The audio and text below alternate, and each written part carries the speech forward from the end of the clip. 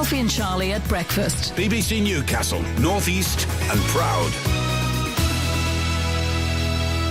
Just after 25 past 8, there's good news for a Newcastle-based company who've become the first in the UK to have their app certified by emergency services.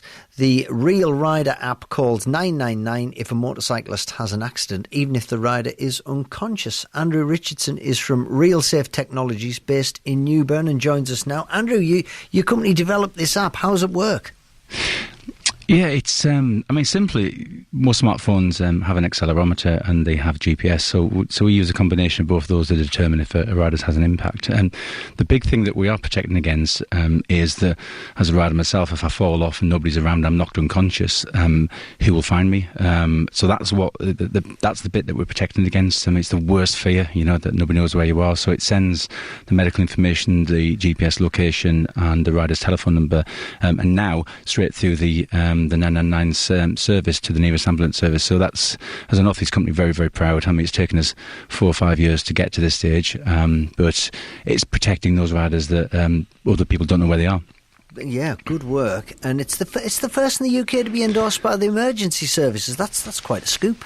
It is. It's we started working on this pilot, and the government's 999 Liaison Committee, which is chaired by the Department for Culture, Media and Sport. They recognised that we were doing something that had been talked around. We'd already had it live. We were working with the North East Ambulance Service because we understood that they had an issue. We understood that most paramedics have a problem in locating riders who are thrown from the motorcycle. So we've known about this for quite a long time. It was about starting the process, and they understood what we were doing. They allowed us to do a 2-year pilot with the North East Ambulance Service. As a UK pilot, and for us really to refine those processes and to make sure that when this does go off, we're 99.9% sure that there is a problem, and that was reflected in the 2-year pilot study that we did, where our false activations were 0.01%. So, as a rider, I was out yesterday, did a 60-mile round trip, and I know that if I fall off, I've got that peace of mind. My family got that peace of mind as well.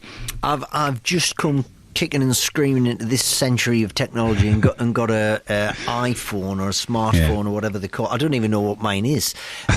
I ordered the wrong case for it. That shows you how little I know about it. But how do you create an app? How long does that take?